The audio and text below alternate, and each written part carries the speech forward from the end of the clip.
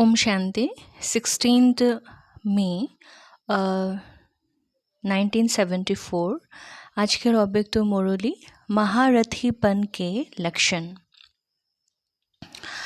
रूहानी बच्चों के सहयोगी बनकर उनकी हिम्मत और उल्लास को बढ़ाने वाले, सर्व प्रकार के बंधन और वैभव के आकर्षण से परे रहने वाले, सदा एक रस स्थिति में रहने वाले, निष्काम सेवी शिव बाबा बोले, इस समय सबके अंदर सुनने की इच्छा है या समान बनने की इच्छा है। तो বাবা এই মুরলিতে প্রশ্ন করছেন বাচ্চাদেরকে যে মুরলি শোনার ইচ্ছা আছে নাকি শুনে বাপ সমান হওয়ার ইচ্ছা আছে। सुनने के बाद हर बात समाने में समान बन जाते हैं और समाने से सामना करने की शक्ति स्वयं ही सहज आ जाती है।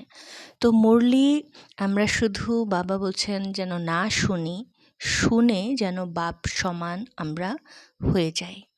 যা শুনছি সেটাকে যেন আমরা সহজে নিজের স্বরূপ বানিয়ে নিই।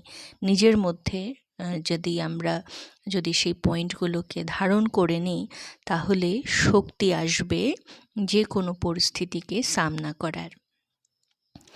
सामना करने की शक्ति से सर्व कामनाओं से स्वतः ही मुक्ति प्राप्त हो जाती है। तो सामना करार शक्तिर द्वारा सर्वकामनाके आमरा सहजे विजय प्राप्त करते पारबो, आमादेर कामना बासना थेके मुक्त होते पारबो। क्या ऐसे अपने को मुक्त आत्मा अनुभव करते हो?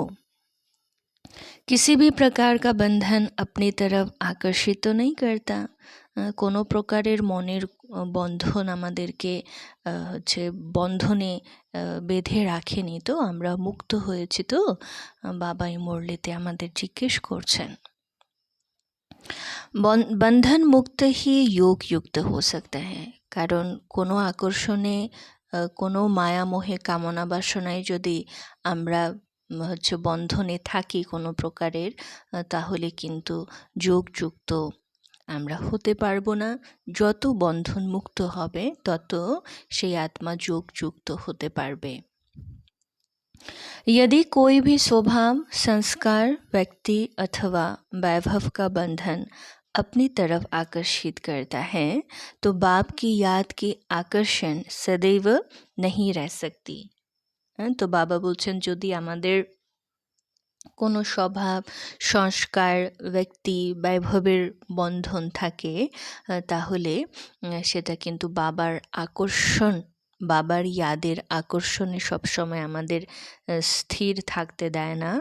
সেই স্বভাব, সংস্কার, ব্যক্তি, বৈভবের বন্ধন নিজের আকর্ষণে আমাদের কিন্তু আকর্ষিত করে ফেলে। किसी के भी वश होते समय उस आत्मा के प्रति यही शब्द कहा जाता है कि यह वशीभूत है।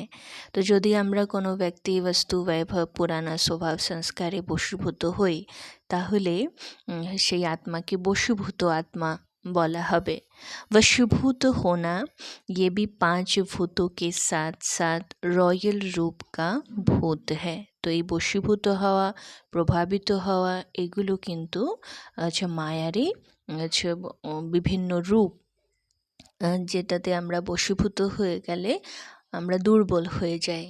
जैसे भूतों की प्रवेशता से अपना स्वरूप, अपना स्वभाव, अपना कर्तव्य, अपनी शक्ति भूल जाती है, वैसे ही किसी बात में वशीभूत होने से यही रूपरेखा बनती है। যেমন করে কোনো ভূত কারো মধ্যে প্রবেশ করলে সে নিজের হুঁশে থাকে না, ওর স্বরূপ, ওর স্বভাব, ওর কর্তব্য, ওর শক্তি সব ও ভুলে যায়। ওর মধ্যে অন্য কোনো আত্মার স্বরূপ, স্বভাব, কর্তব্য বা তার সেই আচরণ, তার আচরণে দেখা যায়।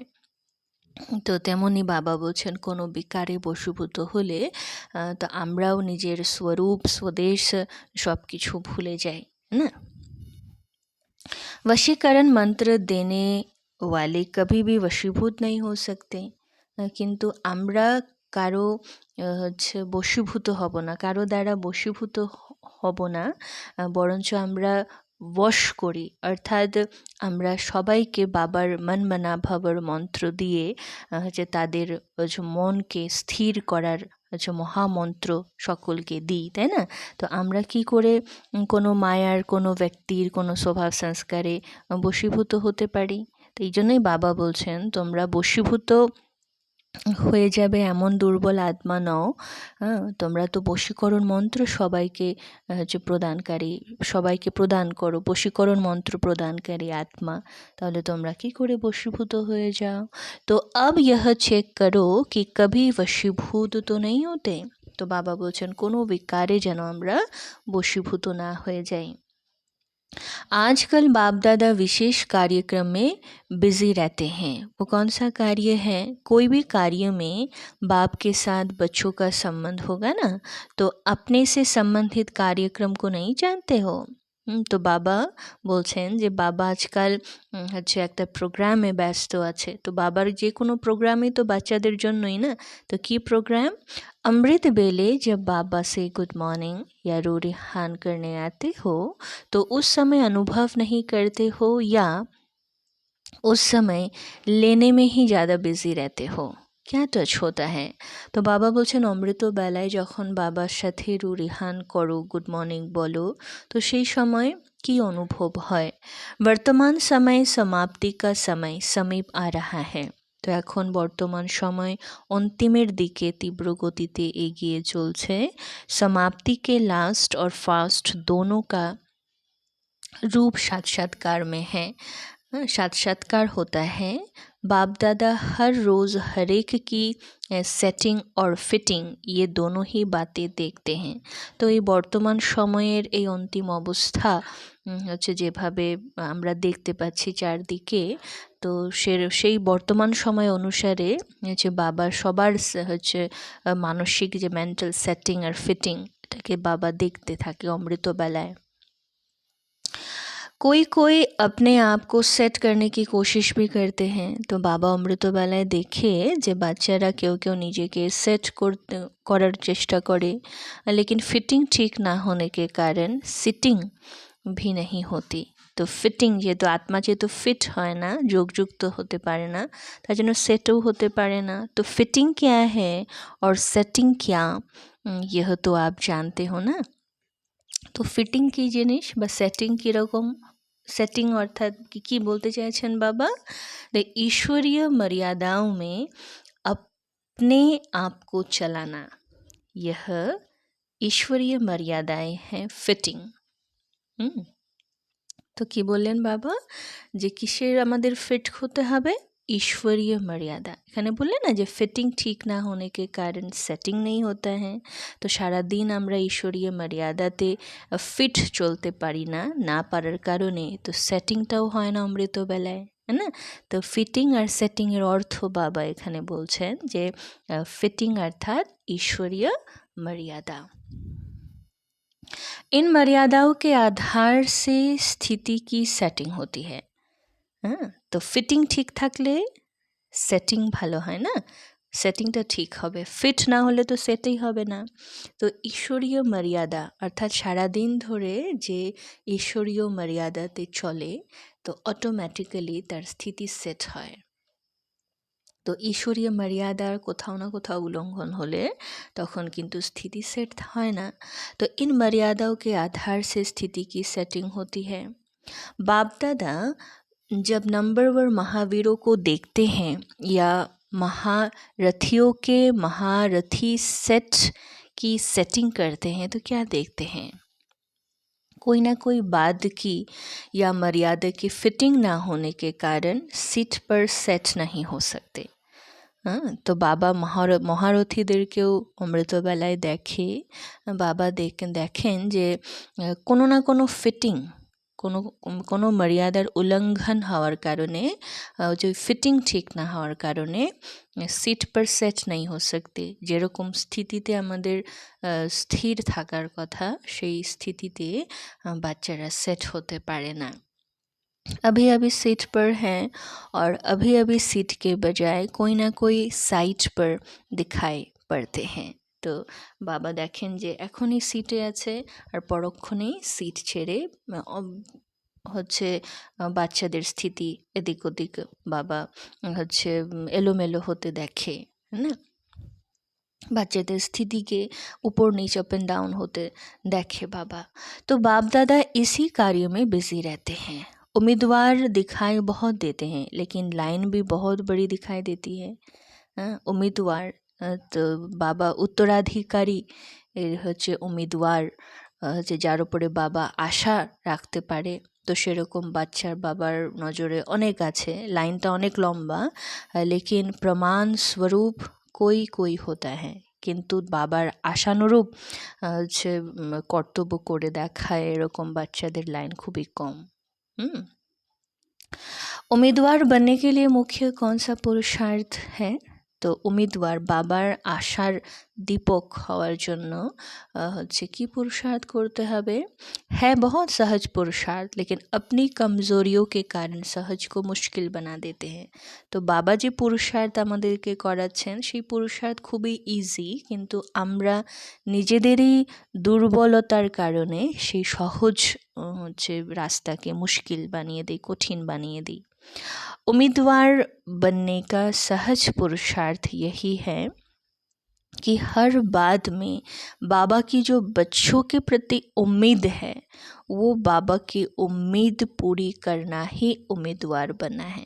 तो बाबार उत्तराधिकारी हवा उम्मीदवार हওয়ার पुरुषार्थ की যে বাবার বাচ্চাদের প্রতি যা উম্মিদ, বাবা বাচ্চাদের প্রতি যে ফরমান করেছে, তো সেই ফরমানকে সেই আশাকে পূর্ণ করাই হলো বাবার আশার দীপক হওয়া, কুল দীপক হওয়া, উম্মিদওয়ার হওয়া, उत्तराधिकारी हওয়ার पुरुषार्थ। बाप की उम्मीदें पूरी करना बच्चों के लिए मुश्किल होता है क्या? बच्चे का जन्म होता ही है बाप की उम्मीदें पूरी करने के लिए। बच्चों का अपने जीवन का लक्ष्य ही यह होता है कि बाप की उम्मीदें पूरी करना। तो বাচ্চাদের তো কর্তব্যই এটাই না যে মা বাবার আশা পূর্ণ করা। তো আমরা ব্রাহ্মণ জন্ম, এই জন্মটাও আমরা পেয়েছি, কেন পেয়েছি? শিব বাবার উম্মিদকে আমরা যেন রাখতে পারি, পূর্ণ করতে পারি, শিব বাবার आशा के যেন আমরা পূর্ণ করতে পারি। इसको ही दूसरे शब्द में सन शोस फादर कहते हैं। तो ये ऐसा उम्मीदवार बनना आपके ब्राह्मण जीवन का मुख्य लक्ष्य है। तो আমাদের ব্রাহ্মণ জীবনের মুখ্য লক্ষ্যই হলো বাবার উম্মিদকে, বাবার আশাকে পূর্ণ করা। जबकि बाप दादा एक कदम के पीछे लाखों कदम स्वयं ही सहयोगी बनकर हिम्मत और उल्लास बढ़ाते हैं। তো এখানে এই লক্ষ্যকে পূরণ করার কাজে এখানে আমাদের পুরুষার্থ থাকে এক কদম আগে বাড়া, হ্যাঁ না, আমাদের কর্তব্য থাকে এক কদম বাড়ানো, বাকি তো সব বাবাই করে। এই এক কদমের হচ্ছে বদলে বাবা হাজারো কদম হচ্ছে সহযোগী হয়ে, নিজেই সহযোগী হয়ে সেই লক্ষ্যকে আমাদেরকে দিয়ে পূর্ণ করায়, হিম্মত উল্লাস দেয় বাবা। ফির মুশকিল কিউ? তো সবই যখন বাবাই করছে তাহলে মুশকিল কেন লাগে? हाँ, तो जबकि दुनिया की सर्व मुश्किलातों को आप स्वयं ही मिटाने वाले हो, तो मुश्किल बात सहज कराने वाले हो, ऐसे अनुभवी मूर्त के लिए कोई भी बात मुश्किल है क्या? ऐसे सोच भी नहीं सकते। তো তোমরা দুনিয়ার ঝামেলা মেটাও, দুনিয়ার মুশকিলকে তোমরা সহজ করে দাও, তো তা তোমাদের কাছে তোমাদের মুশকিল কি ব্যাপার? কোনো এই মুশকিল তো কঠিন হওয়ার, তোমাদের পুরুষার্থ হচ্ছে খুবই সহজ হওয়ার কথা। আর হচ্ছে বাবা যেখানে স্বয়ং সহযোগী, বাবার সর্বশক্তি আমাদের সাথে আছে, তো মুশকিল তো একদমই হওয়ার কথা না। प्यादों का अनुभव मुश्किल प्यादों का अनुभव मुश्किल जानना ठीक है, लेकिन अभी अपने को किसी न किसी बात में एक दो से कम नहीं समझते हो, अर्थात कई प्रकार से अपने को महारथी समझते हो। लास्ट वाले भी लास्ट इज फास्ट का लक्ष्य रखते है ना, तो महारथी हुए ना। হ্যাঁ, যদি প্যাদা কোয়ালিটির আত্মা হয় তাহলে তাদের জন্য মুশকিল লাগবে, ছোট ছোট সহজ পুরুষার্থগুলো যারা কম পদ পাবে তাদের জন্য কঠিনই লাগবে। কিন্তু বাবা বলছেন কোনো বাচ্চা তো নিজেদেরকে কম পদের অধিকারী ভাবে না, না। যেহেতু তোমরা নিজেকে মহারথী ভাবো, লাস্টে যে আত্মারা আসছে তারাও লাস্ট সো ফাস্ট এই লক্ষ্য নিয়ে এগিয়ে চলছে, তো তাহলে তো পেয়াদা হলো না, না মহারথী তো হলো। তো মহারথী যখন, তো তখন তো কোনো পুরুষার্থ কঠিন হওয়ার কথা না महारथीদের জন্য। तो सब কিছু সহজ।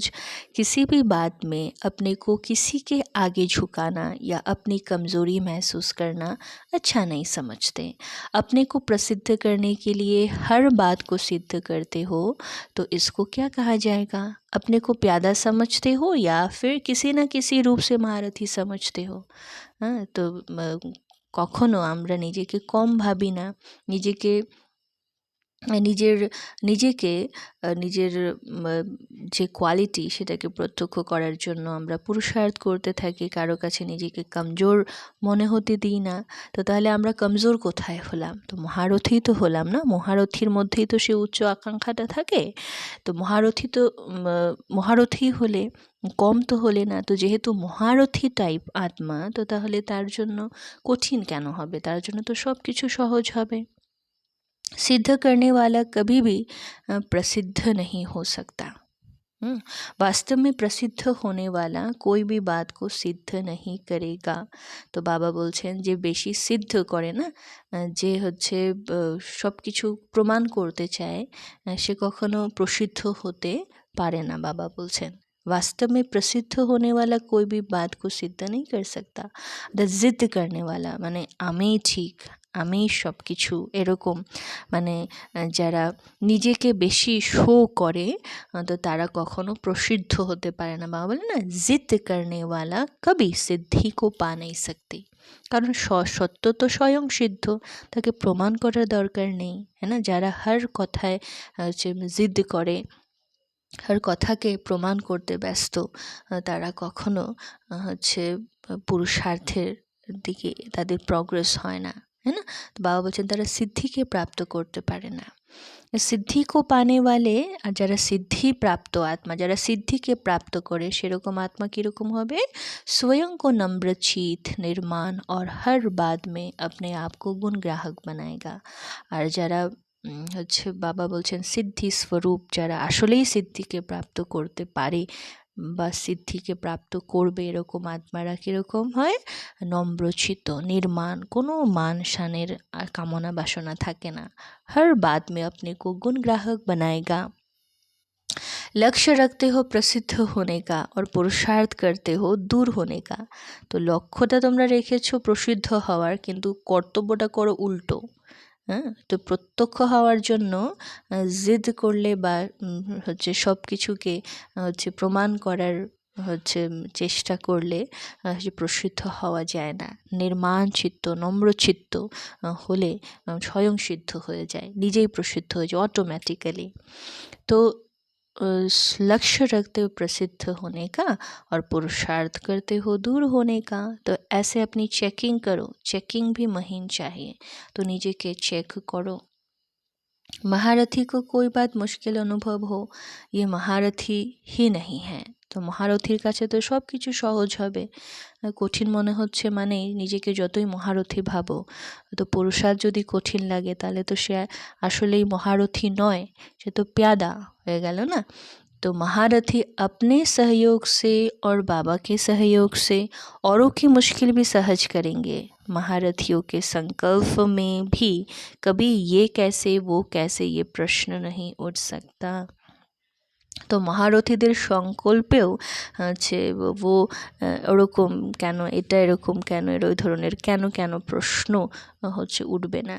कैसे के बजाय ऐसे शब्द आएगा क्योंकि मास्टर नॉलेजफुल त्रिकालदर्शी हो ना। इन बातों को चेक करो, कैसे करूं, कैसे होगा, ये ना स्वयं प्रति ना दूसरे प्रति चले। কীভাবে হবে, কেমন করে হবে, এটা না নিজের প্রতি চলবে এরকম সংকল্প, না অন্যদের প্রতি চলবে। दोनों ही रूप में प्रश्न समाप्त हो जाए। महारथी माना नो क्वेश्चन। ऐसे ही सदा प्रसन्नचित या हर्षित रहता है। अब समझा महारथी के लक्षण क्या है। তো সবাই বাচ্চারা নিজেদেরকে মহারথী ভাবে, কিন্তু আজকে বাবা এই মুরলিতে মহারথীদের লক্ষণ কি হবে সেটা বললেন, है ना। तो महारथीদের লক্ষণ হবে নির্মাণ, নম্রচিত, হ্যাঁ, আর সদা প্রসন্ন চিত্ত, हर्षित, नो क्वेश्चन, प्रश्न चित्त नॉय, प्रसन्न चित्त। करने में कम नहीं। जब एक दो के संपर्क में आते हो तो एक दो से स्वयं को कम नहीं समझते हो। समझते हैं हर एक अपने को अथॉरिटी, समझने में हर एक अपने को अथॉरिटी समझते हैं और अपना हक रखते हैं। समझने और करने इन दोनों में हकदार बनो। तो নিজেকে ভাবার বেলায় তো সবাই ভাবে, কিন্তু যেটা ভাবে সেরকমভাবে কর্তব্যও তো করতে হবে না। তো এটাই বাবা বলছেন যে ভাবা এবং কর্তব্য করা এটার মধ্যে সমান হও, तभी विश्व के और ईश्वरीय परिवार की प्रशंसा के हकदार बनेंगे। তো তবেই বিশ্ব এবং ঈশ্বরীয় পরিবারের প্রশংসার পাত্র হতে পারবে। कोई भी बाद में मांगने वाले मांगता नहीं बनो, दाता बनो। যে কোনো ব্যাপারে হচ্ছে যাতে আমাদের চাওয়ার হচ্ছে ভাবনা না থাকে, দেওয়ার ভাবনা থাকে। সে যে কোনো ব্যাপারে मान शान प्रशंसा बड़ापन आदि मांगने की इच्छा मत करो। যে আমাকে বড় ভাবুক, আমাকে প্রশংসা করুক, আমাকে মান দেওয়া হোক, আমাকে শান দেওয়া হোক, যে এই সব ব্যাপারে কখনো মাংনেওয়ালা মত বনো। আমরা যেন এরকম এগুলোর ভিখারি না হই, আমরা দাতা হই। मान शान प्रशंसा बड़ापन আমরা অন্যদের দেব। मांगेंगे तो जैसे आजकल के मांगने वाले को कोई भी प्राप्ति नहीं कराते, और ही दूर से ही उसे भगाएंगे। তো যদি আমরা এগুলোর হচ্ছে কামনা রাখতে থাকি, মান শান পাওয়ার ইচ্ছা রাখি, তো তাহলে কারো প্রিয় হওয়া যাবে না। বরঞ্চ যারা এই যে যেমন বাবা এক্সাম্পল দিয়েছেন, আজকাল যারা চায় তাদেরকে কেউ পছন্দ করে না, বরঞ্চ দূর থেকে ওদেরকে ভাগায় মানুষ, তাই না? তো এরকমই এখানেও তাই। इसी प्रकार ये रॉयल मांगने वाले स्वयं को सर्व आत्माओं से स्वतः ही दूर करते हैं। তো যারা এরকম মান শান ইম্পর্টেন্স চায়, হ্যাঁ না, তো তারা অটোমেটিক্যালি নিজেদেরকে প্রসিদ্ধ করার চেষ্টায় অন্যদের সবার থেকে দূর হয়ে যায়। ইচ্ছা থাকে কাছে থাকবে, ইচ্ছা থাকে প্রিয় হওয়ার, কিন্তু নিজের এই সংস্কার চাওয়ার সংস্কারের কারণে, এই মান শান ইম্পর্টেন্স চাওয়ার সংস্কারের কারণে, প্রত্যেক কথাকে প্রমাণ করার চেষ্টা করার কারণে, জিদ করার কারণে,